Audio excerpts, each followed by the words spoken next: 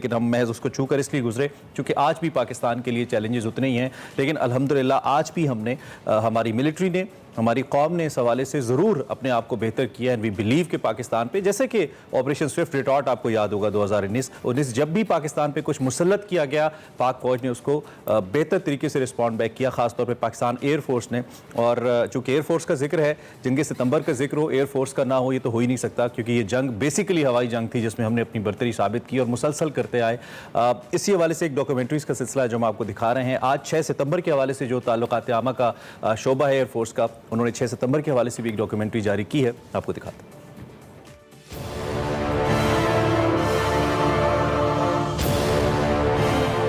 بھارتی فوج نے جی ٹی روڈ سے پے در پے حملے شروع کر دیے. سرحد پر ہندوستانی نقل و حرکت کا مشاہدہ سب سے پہلے پاک فضائیہ کے موبائل آبزرور یونٹ نے کیا اور commander in chief air marshal Nur Khan نے صدر ایوب خان کو بھارت کی طرف سے جنگ کی اس کارروائی کی اطلاع دی. بھارتی فوج ایک ہی دن میں لاہور پر قبضہ کرنے کا منصوبہ بنا چکی تھی، حتیٰ کہ بھارتی اخبارات سے کہا گیا کہ وہ 6 ستمبر کی شام کو اہم اعلان کا انتظار کریں، لیکن بھارتی ناپاک عزائم کو پاک فضائیہ کے شاہینوں نے خاک میں ملا دیا.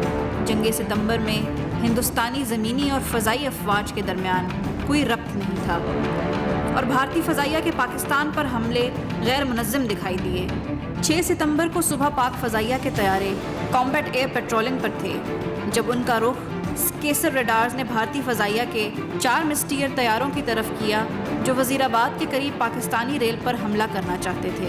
طیارے میں خرابی کی وجہ سے فلائٹ لیفٹیننٹ امجد کو سرگودھا واپس آنے کی ہدایت دی گئی، جبکہ فلائٹ لیفٹیننٹ آفتاب عالم نے اکیلے ہی 4 بھارتی طیاروں کا مقابلہ کیا.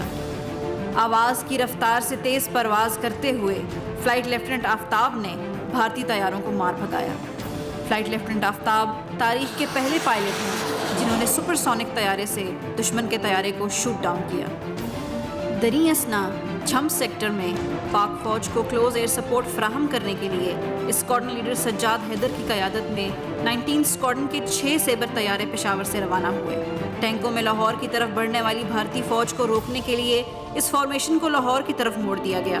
سجاد نے اپنے 2 ونگ مین کو ٹاپ کور فراہم کرنے کا حکم دیا اور خود بھارتی ٹینکوں پر 4 جہازوں کی فارمیشن میں فضائی حملے کی قیادت کی.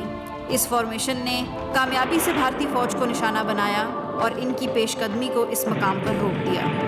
بھارتی فوج نے بعد میں اس بات کا اعتراف کیا کہ پاک فضائیہ نے اس قافلے کی تمام تر گاڑیاں اور ٹینک ناکارہ کر دیے تھے.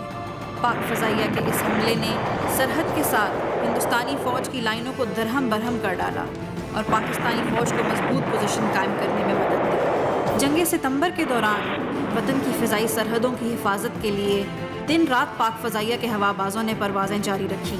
اس کے علاوہ بہترین جنگی حکمت عملی کے تحت ایئر مارشل نور خان کی کمان میں پاک فضائیہ نے ایک ہی دن میں بھارتی فضائیہ کے بیشتر ہوائی اڈوں پر حملہ کر کے ان کو ناکارہ بنا دیا. ان حملوں میں پشاور، سرگودھا اور ماڑی پور کے ہوائی اڈوں سے پاک فضائیہ کے شاہینوں نے بھرپور حصہ لیا.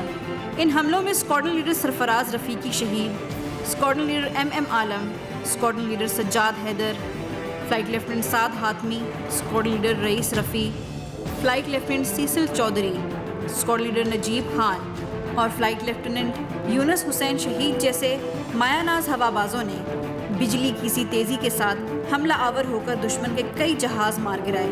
اسکواڈرن لیڈر ایم عالم اور اسکواڈرن لیڈر سجاد حیدر آدم پور اور پٹھان کوٹ کے ہوائی اڈوں پر دشمن کے کئی جہاز تباہ کر کے کامیاب لوٹے، تو دوسری طرف اسکواڈرن لیڈر سرفراز رفیقی اور فلائٹ لیفٹیننٹ یونس حسین نے پلواڑہ کے مقام پر دشمن کے لاتعداد طیاروں کا جمع مردی سے مقابلہ کرتے ہوئے جام شہادت نوش کیا.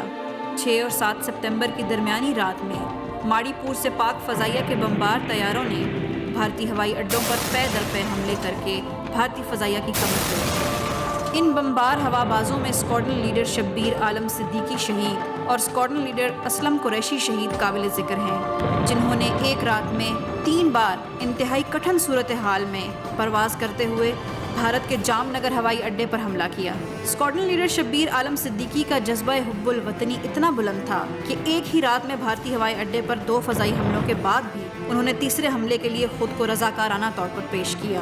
جام نگر پر تیسرے حملے کے دوران اسکواڈرن لیڈر شبیر عالم کا جہاز भारतीय तैयारा शिकन तोपों का निशाना बना और वो अपने navigator squadron leader Aslam Qureshi के हमरा जाम शहादत नोश कर गए। बेमिसाल हुब्बुल वतनी और जुर्रत के मुजाहरे पर हुकूमत पाकिस्तान ने कौम के इन बहादुर सपूतों को सितारा जुर्रत से नवाजा।